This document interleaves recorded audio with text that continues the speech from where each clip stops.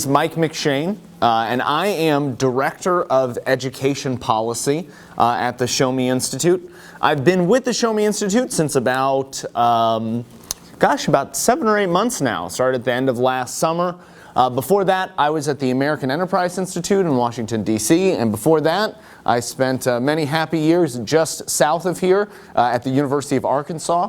That's where I got my PhD in education policy. Before that, I was an inner city high school teacher on the west side of Montgomery, Alabama. And before that, I was in college. So that's the brief story of me, and I'm so happy to be with you this morning. I'm based out of our Kansas City office. We have Darren and Frank here, who are based out of our St. Louis office. After I got here in town last night, I was sitting in the wonderful Hampton Inn over watching the election results from last night roll in. And you know, I thought to myself, I knew I was going to give this talk this morning, and just sort of thinking about, as the candidates kind of gave their either quasi-concession or quasi-victory speeches last night, just how much this election, and I guess most elections in America, are about forward thinking about offering a vision for the future. And I think it's interesting I'm someone who likes to follow international politics, and oftentimes you see a lot of those elections are mired in the past or the present. But America, what makes our country so great is that we are a forward-thinking people. We offer this vision. And when I think about the future of Missouri, I realize that in many ways we will play a role in it, but the real people that will create the Missouri of the future are our children. The children who are currently in school, the children who are not yet to be in school. So if we want to have a Missouri in 2020, in 2030, in 2050 that is a vibrant, thriving economy, democracy, and society, it's incredibly important that we improve the performance of our education system.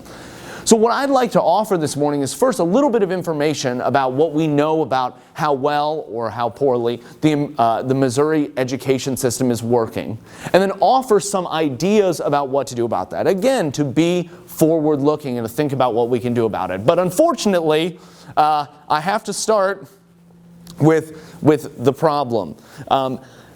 Our education system does not perform to a level that I believe is necessary to prepare our children for the world of the future. And I'd like to offer just a couple kind of statistical data points here to make that case for you. And the first is performance on the National Assessment for Educational Progress. Now, this is a test that's been given to a representative sample of Missouri students since the early 1970s. It's given every 2 years. And NAEP, high-quality test, it's also not really linked into any of our sort of accountability systems. So it really is this kind of independent barometer. It's done by the federal government. It's tracked everywhere. They also create a definition of proficiency, which says this is what you should know if you're a fourth grader, this is what you should know if you're an eighth grader. And if you look here in Missouri, for all of our students, so I disaggregate African American and Hispanic students as well, but if you look for all of our students, our best performing group, fourth grade math NAEP, only 38% of students were deemed proficient on NAEP in 2015. By the time they get to eighth grade, only 31% of eighth graders were deemed proficient in math, only 36% were deemed proficient in reading. Now, when you disaggregate some of the different groups of students in Missouri, we also see problems. Hispanic students actually don't really trail the statewide averages all that much. They perform slightly worse. But especially when you look at our African American students and knowing the turmoil that's been happening in places like Ferguson or on the University of Missouri campus and others, you see just how few students are leaving eighth grade prepared to succeed in the future. You know, and it's one of those things that I know there's been so much controversy at the University of Missouri and others, where there are students that are on campus that are upset that more African American students are not meeting with success at the University of Missouri. That's part of something that the students are obsessed about. And to be honest with you, I'm upset about that as well. I think that more African American students should be meeting with success at the University of Missouri than currently are. The problem is, if only 1 in 10 leave 8th grade proficient in mathematics, we're never going to see students thriving at the University of Missouri. And I'll move this forward a little bit and look at high school scores as well. But this is something to think about. While we often look at our colleges and universities and want to protest there or have issues, the problems are deep-seated here. They go all the way back to much earlier on. And if you bring these forward to high school results, one of the things that lots of folks in Missouri have been very happy about is an increasing graduation rate. So for all students in Missouri last year, the graduation rate was 86%, which is great. It's great to see. It's lower for our African American and Hispanic students, but we're still seeing, 3/4 of our students or better graduating from high school. The problem is almost all of our students also take the ACT. And like NAEP, the ACT sets what they call college-ready benchmarks, which they've done some kind of statistical modeling and shown if you hit this score, you've got a 75% chance of passing your entry-level college class in that subject matter. Usually on a scale of 36, it's anywhere from like an 18 to a 24, depending on the subject matter. Only 30% of Missouri students scored college ready in all 4 tested subjects. And when we look at places like Mizzou and others, remediation rates, these work with that. If you look at how many students are proficient in 4th and 8th grade, this jives with that as well. Only about 1/3 of our students are graduating. However, when you look particularly at our African American students, the numbers are even worse than their 4th and 8th grade numbers. Only 6% of African Americans who took the ACT scored college ready in all 4 tested subjects. This also shows up in AP exams, right? Missouri was 47th last year in the percentage of students who graduate having passed one AP exam, right? Just one. Many states, or even here in Missouri, some students will pass multiple exams, but I was able to disaggregate just students who graduate having passed one AP exam. Only about 1 in 10 Missouri students do that. And again, that's all students in Missouri, rich, poor, black, white, urban, suburban, rural, etc. And for our African American students, it was less than 3%. So this is if we're talking about preparing students for success after high school. And I'm not necessarily trying to say that every student should go to college. I don't want you to read this chart and take that from there. What I am saying is that there are probably more students who are capable of going to college than we are currently preparing to do so. It's also true that almost as our economy changes, and we can sort of discuss this in the question and answer afterwards, it's becoming increasingly clear that most students are going to need some kind of postgraduate preparation, right? Whether that's some sort of technical certification, community college program. It's not necessarily going to be a 4-year degree, but we are going to need probably something past that, and as long as we're seeing these numbers, we're going to see students struggle with this. And I want to kind of focus on that AP number and somewhat of an explanation for this, because in a paper we recently released, and I'm going to do another version of it soon, specifically disaggregating rural students. So we spend a lot of time in Missouri talking about the struggles of our urban students, particularly places like Kansas City and St. Louis. But there are actually, if you disaggregate the performance of students in our rural areas, many of them are struggling as well. So there are 520 school districts in Missouri. 507 of them offer high school, right? Last year, in 285 districts, not a single student took an AP class. And this was luckily, I worked with the Department of Elementary and Secondary Education to get me this data. In over 250 districts, not a single student took calculus. In 213 districts, not a single student took physics. And in over 100 districts, not a single student took chemistry. Now, in many cases, we have lots of incredibly small districts in Missouri. So there are, 49 districts that have fewer than 100 students. So that explains some of this. But we're also seeing in many, many school districts that conceivably might have the students who are capable of taking physics, of taking calculus, of taking AP classes, not taking them currently. And when you break down these numbers on an urban-rural spread, you see where the issue is.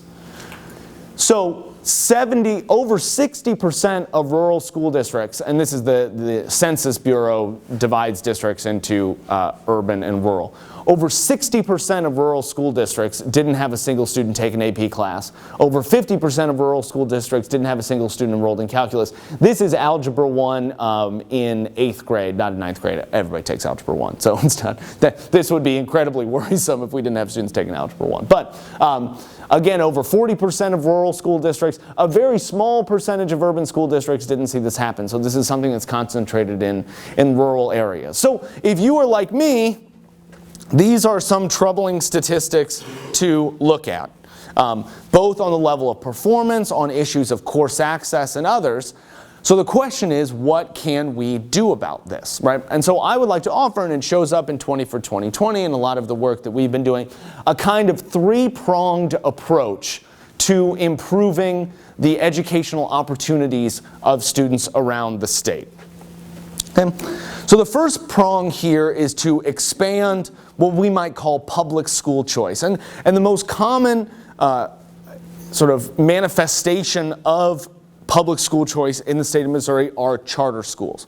I don't know how many of you are familiar with the idea of charter schools, but charter schools are essentially independent, autonomous public schools. So what they do is they work with the state or a charter authorizing organization to make a trade of autonomy for accountability. So they say, we want to open a new school. We are going to get a charter that says the performance targets that we are expected to hit over the course of, sometimes are authorized for 2 years, sometimes are authorized for 5 years or others. In 5 years, get back with us, and if we're not meeting these targets, we can get shut down. That's essentially, imagine a school operated by a performance contract. But in the state of Missouri, they're open enrollment. That is, they have to take all the students that are in the geographic area. If more students apply than want to get in, they have to host a lottery. So it's just random assortment that are in there. In Missouri right now, though, they are only allowed within the Kansas City, Missouri public school district. So not even Kansas City, Missouri writ large, but just inside this little yellow school district here.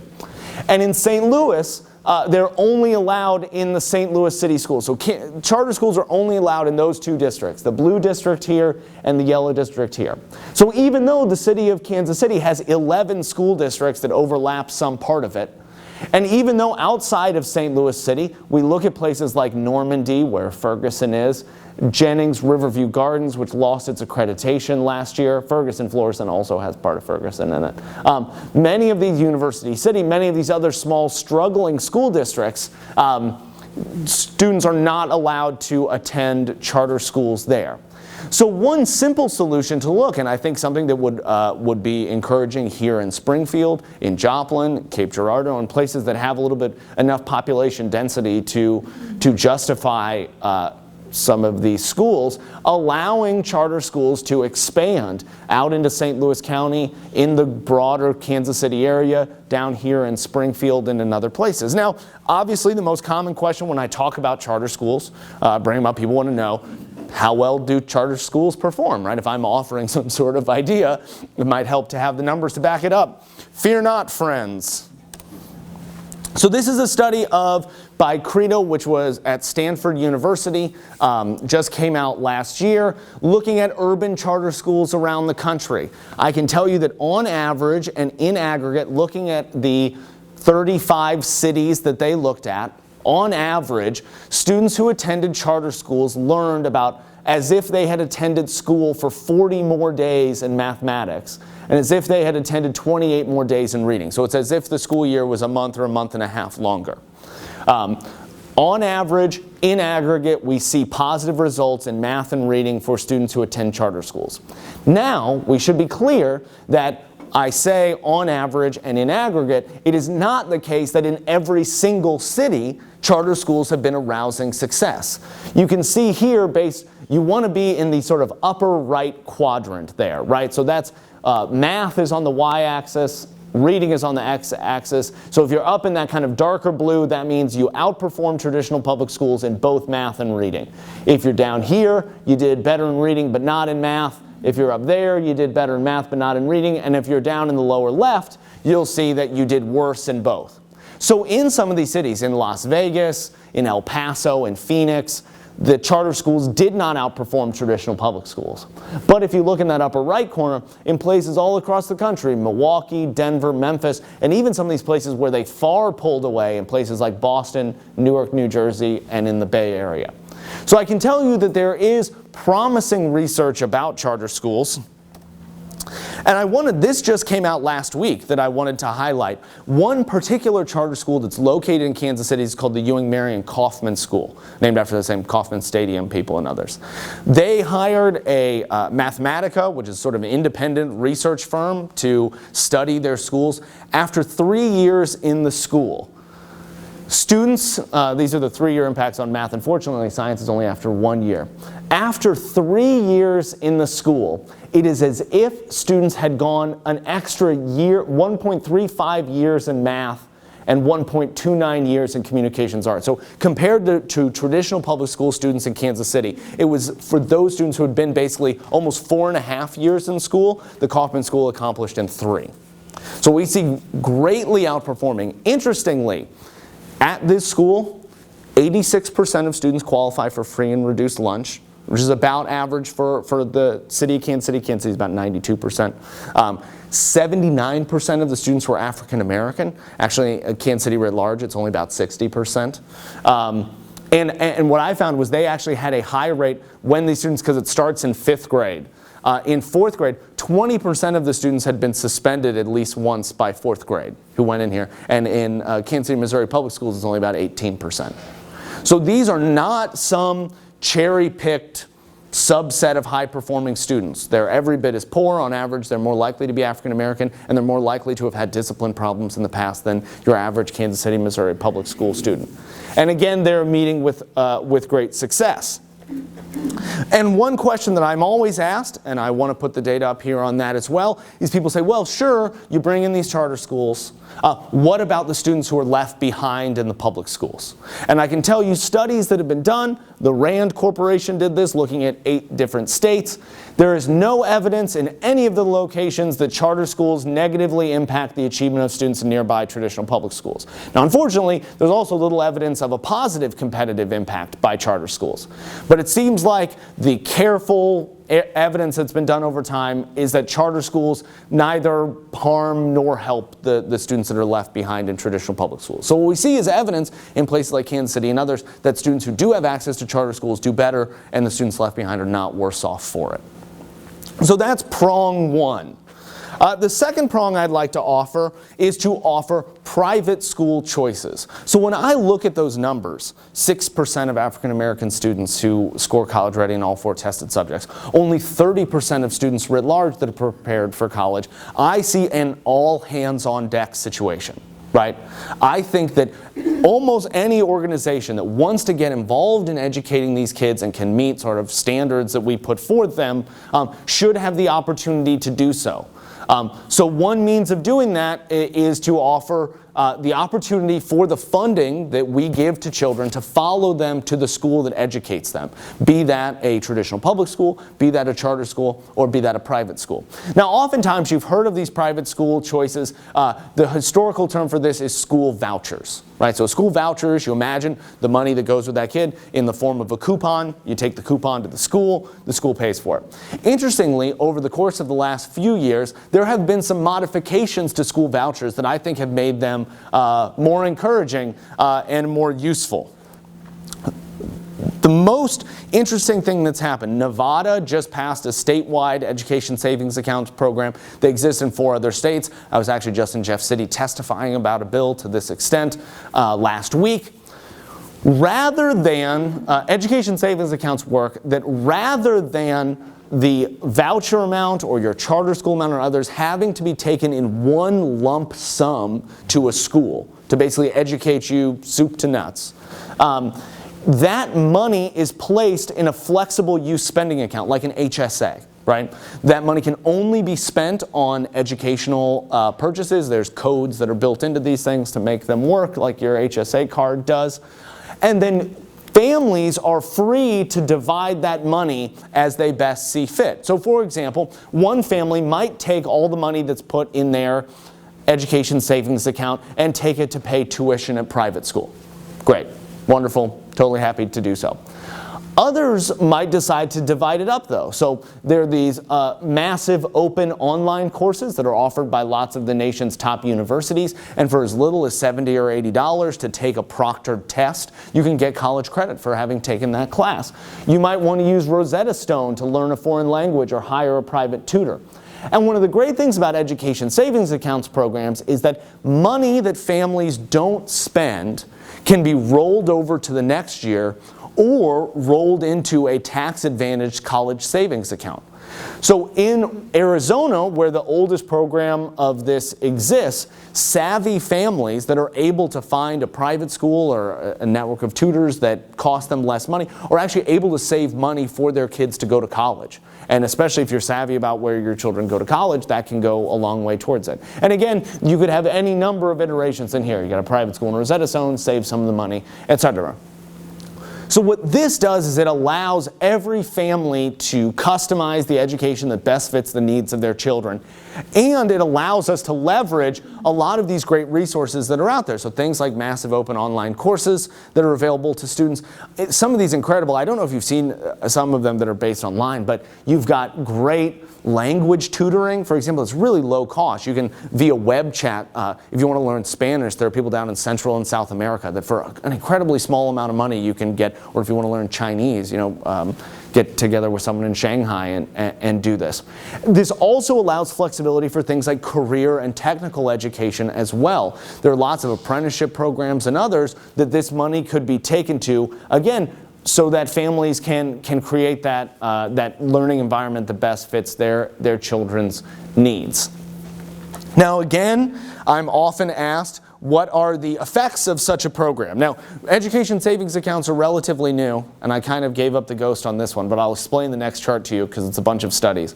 Talking about private school choice writ large, right? So voucher programs, things that are called tuition tax credit scholarships, education savings accounts, and others, they have been in existence. They've actually been in existence for a very long time. Their modern iteration started in Milwaukee in the early 1990s. Again, like charter schools, I'm always asked, well, what about the students who are left behind in public schools? On the next slide that I'm going to show you, I have collected every single study that has asked that question. Right? There's 23 of them over the course of the last 25 years that have done careful analysis to try and answer that question. They are color-coded. So the ones in green show that the private school choice programs actually help the students that are left behind in public schools. The yellow ones say that there was no difference, kind of like charter schools, no better, no worse. And red shows that they are worse off, because I'm about to put up 23 studies, so I figured the color coding would help. So if you look, 15 plus years of research in places all across the country, we have routinely seen that private school choice programs actually help the students that are left behind in public schools. And not to think that these are all kind of, right-wing free market economists. If you look at some of these names that are up here, Rouse that's there, that's Cecilia Rouse, who was on President Obama's Council of Economic Advisors. Caroline Hawksby did the same. Rajesh Chakrabarty is with the New York Fed. David Figlio is at Northwestern. Martin Carnoy, I think, describes himself as a Marxist, because that still exists in American universities. But I will say while he may describe himself as a Marxist, he's an honest researcher, and he found that vouchers actually helped students in, where was he? Oh, in Milwaukee. And look, and the main reason that we can think about this and why we think that this happened and what this research shows us is that when we give families more choices, they tend to sort into schools that fit them best. There are many children that are attending public schools right now that are not being served well by them. Not only is that harming their educational environment, it is often harming the educational environment of the children around them. When you give them the opportunity to find the school that best fits their needs, not only does it benefit them, but no longer is that kid in the classroom anymore, and the students who remain are in the school that actually helps them. So in this case, what we see in places like Milwaukee, in places like Florida, in Washington, D.C., in Louisiana, and others, with state support, students are sorting between some attend private schools, some attend charter schools, some attend public schools based on the environment that best fits them. So that is arrow number 2. And then the third prong, because many areas around the state, when we look at some of the areas in the state that are not particularly densely populated and others, trying to say, hey, look, we could give kids all the school vouchers that they wanted, or we could say you could have charter schools there, but there's just not the density to have 2 schools or 3 schools or that type of competition that's there. So one thing that I think we can do is work within the traditional public school setting to try and maximize choice. And this is to get at some of these issues. The 285 school districts that don't offer AP classes, the 255 school districts that that didn't have a single student take calculus. And the solution I offer for that is something called course access. Now, course access programs exist in right now, and there'll be probably more at the end of this legislative session, I think 14 states around the country. And essentially all they do is allow for some flexibility within the funding that is sent to children to traditional public schools. So let's just say this is about an average number. Our public schools, as all of you may be familiar, are funded by a combination of local dollars, state dollars, and federal dollars. On average, around the state, $6,000 is probably a good amount to say that's what the state will spend. So imagine taking that $6,000 that the state spends, and again, rather than treating it as one lump sum, allowing students to divide it up into $750 chunks.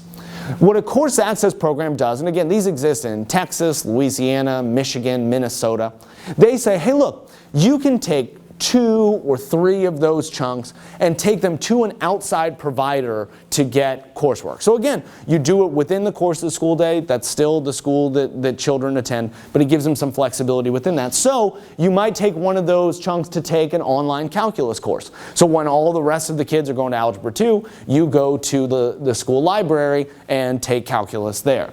You might want to take it to, again, some sort of other online tutoring. You could go take a welding class at a local community college. Or others. This is great for career and technical education because there are many places where the trade organizations have the workshops, have the apprenticeship programs. It saves schools a bunch of money because they don't have to build a wood shop or a welding, all the stuff that's necessary to have that. And the funding can travel with them. We see thousands and thousands of students around the country enrolling in such programs in these. So this, again, works with, this is not necessarily a threat to the traditional public school. You still have Friday night football, still have the band, still have the homecoming parade, but within that school day for the students that are interested, because in many of those small school districts that don't offer AP classes, I want to be clear, I don't blame them.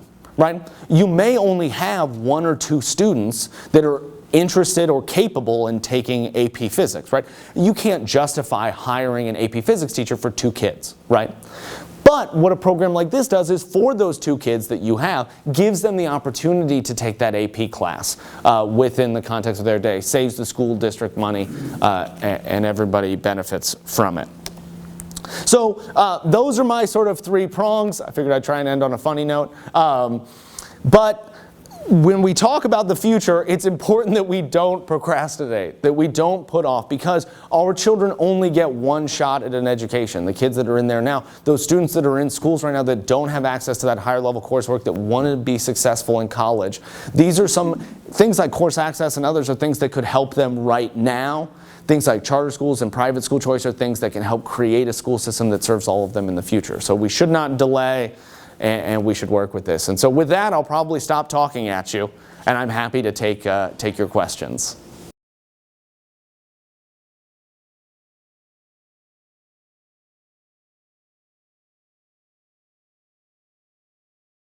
Yes. So with respect to these types of programs, there has been some movement, and the three sort of bills that I've been most closely following and have been writing about and have testified on. One is a course access program, and it was actually fascinating. I had a moment that hasn't happened to me before. I went and testified before the House Education Committee, where I'm not always a popular person, and it turns out that I, as I often do, was also on the docket to testify with the lobbyists for the Missouri NEA. the teachers union. Normally, we are on the opposite side of issues. But believe it or not, on this one, the NEA also supports course access programs. And for the first time in my life, I followed him in testimony, and I said, I would just like to second what the gentleman from the NEA just said. Don't often say that, but it happened to work here, because it turns out that the folks that are in the teachers unions, in the administrators unions, understand this problem as well. They see these students that are capable of taking these courses, and they're not able to take it. Now, they're not big fans of charter schools. They're not big fans of private school choice, because they see those as a threat, I think, to their school. But they're okay with course access because it works within the bounds of the traditional public schools. I wasn't going to look at a gift horse in the mouth. It's ended up working out. So hopefully that's going to move this legislative session. There isn't right now. There's been some talk on the Senate side of companion legislation that's happening there. We're not sure. There's also an education savings accounts bill that is being debated in both the House and Senate different versions of it. It passed the House Ways and Means Committee. I just testified on it last week in the Senate Education Committee. It'll be interesting to see how that one sort of shakes out. They're tied up, writ large, the legislature right now is tied up with a lot of Mizzou issues. They have a lot of sort of bigger, like, school funding formula, kind of some technical stuff that they have to do with it, which takes up a lot of time and has a lot of debate. So some of these programs kind of get put on the back burner, and given the election that's coming up, I think we'll see how that sort of plays out. But there is a bill, education savings. So the first bill is course access. The second, education savings account bill. Right now, it is the one that's under debate there would be restricted to students who've been identified as having a special need. So students with IEPs, learning issues, and others, education savings accounts for them. And the third would be a very small kind of voucher-like program for children who are in foster care right now.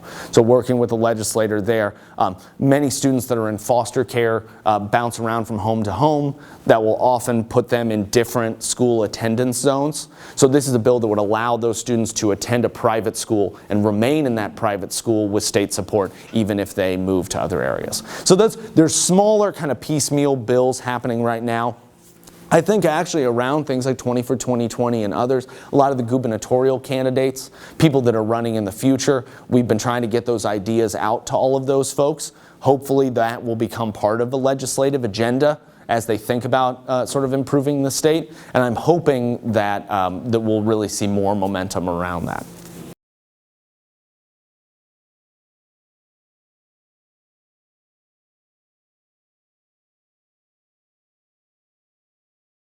I started my career, I was an inner city high school teacher on the west side of Montgomery, Alabama, 100% African American, 100% low income.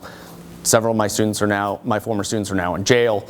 Many of them are parents. And if we talk about some place like the Kaufman School, those are the exact students that we're talking about here. So look, what I would argue is that, do I think schools have the ability to entirely erase the gaps that exist between students who come from two-parent families and single-parent families? No, I don't.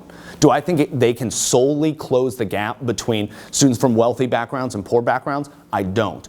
Do I think they can do a lot better than they're doing right now? Yes, I do. So what I'm not trying to say.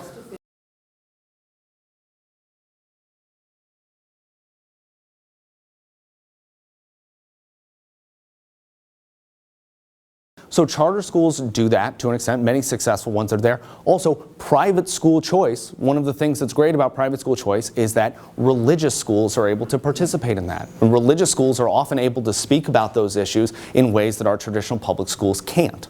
So what I think is it actually allows for, when we give people more choice into where their children go to school, we have an opportunity to have schools that do a better job of inculcating values in our children. Right now we lack the ability to do that because we have one monopolistic system that we all have to fight over. Imagine if we operated our churches that way or others. No, we allow for a diversity of those options, and then parents are able to actively choose into those, and we can do a better job of inculcating. Look, if we look at civic values and others, private schools, people who've graduated from schools of choice are more likely to vote, they're less likely to end up on public assistance and others. So if we talk about these long-run outcomes that we care about, school choice is a powerful level. Just a study came out last week, the voucher program in Milwaukee. They're starting to see the long-run effects of that, and they're seeing lots of positive social indicators that are coming out, less likely to be on public assistance, less likely to be incarcerated, all of those things.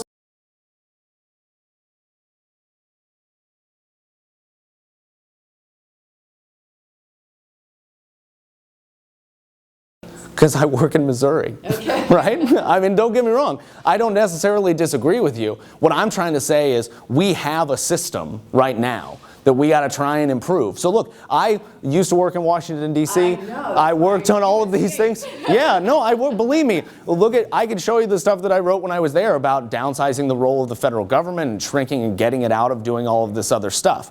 I totally agree with you on all of that. And I had a piece in U.S. News and World Report here, which is Education Belongs to Flyover Country, 2 weeks ago, where or maybe 2 months ago, where I made fun of all the D.C. people and said we should be in charge of these things. So don't get me wrong. I'm totally with you on all of this stuff. But what I'm saying is we have to have a state-based strategy here that applies that exact same logic of saying we don't want people in Washington, D.C. running our schools. I don't necessarily want people in Jeff City running our schools, right? I want local communities, families, and others to be in charge of that.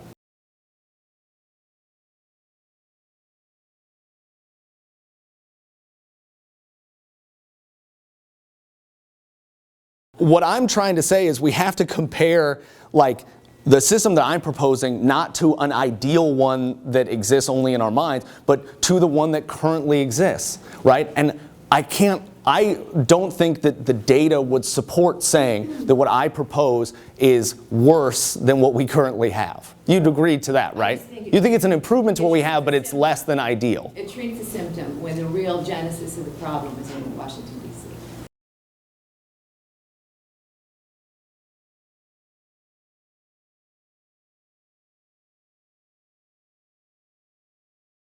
A friend of mine at the Heritage Foundation recently did a study looking at Arizona specifically. And it'll be interesting to see because I think they'll probably do similar studies to the Nevada experience. And what I found so fascinating about looking at these education savings accounts and the patterns of families, how do they actually choose the schooling options? At first, almost all the families just choose private school. They just take the money and they almost treat it like a voucher. Over time, though, they realize that all of these things are available to them and then they make those choices. So I think it'll be really fascinating to see in Nevada because the eligibility is so wide and the number of people able to participate, to really see the types of choices that they make. Is there a preference to say, I want to go to private school? Is a preference to say, I want to cobble together a couple different options or working? I think Nevada is going to be and obviously Oklahoma too will be really fascinating to watch over the course of the next couple years. Right.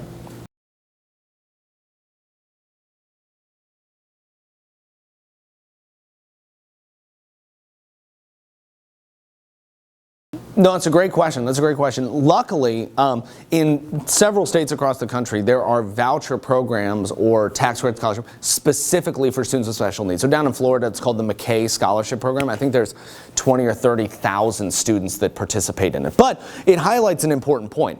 Anytime we talk about charter schools or we talk about school vouchers or any of these programs, if we don't think that enough money is going to follow the child to actually pay for their education, we shouldn't be surprised if schools don't want to participate. So for example, we can look at voucher programs or tax credit scholarships or a similar version.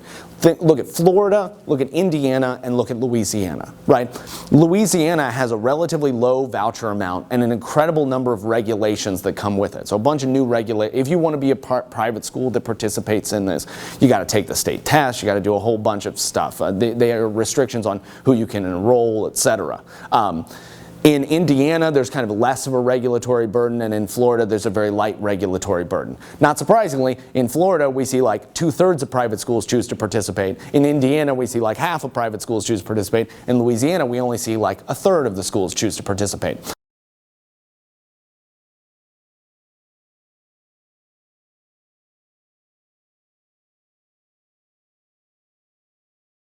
Yeah, no, I think there's lots of these great examples of, and I think it's important too, like lots of times in places, it's amazing, we have these folks who kind of like look at technology, like I use the online courses to describe it, but you know, a lot of people look at technology and say like, you know, it's going to completely change. I would argue there's actually only been one revolutionary technology in the history of education, and that's the book.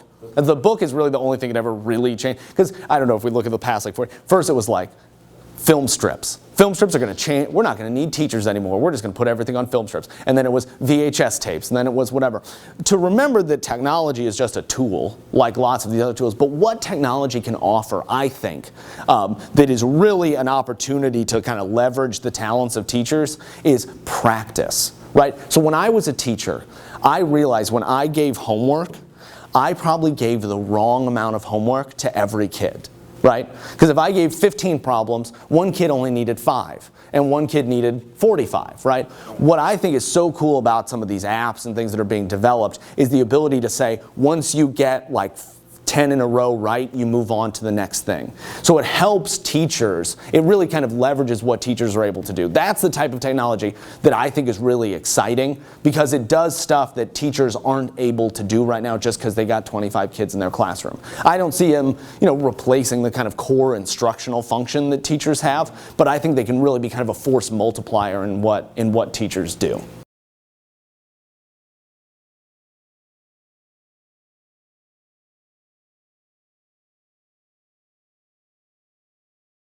Yeah, but I mean, the American education system is $600 billion. None of those guys can touch that one yet, right? So we see like the Walton Family Foundation made a big deal that they're going to invest $1 billion over the course of the next 5 years, and there was all this hubbub about it. Again, over the course of the next 5 years, what's that, 1/30th or something of what we're going to spend in education? So look, don't get me wrong. I think we should be taking data privacy seriously and should be taking all of these issues. It's true. But we shouldn't also cut off our nose to spite our face. But I think we're out of time. Thank you all very much for coming. Y'all have a good one.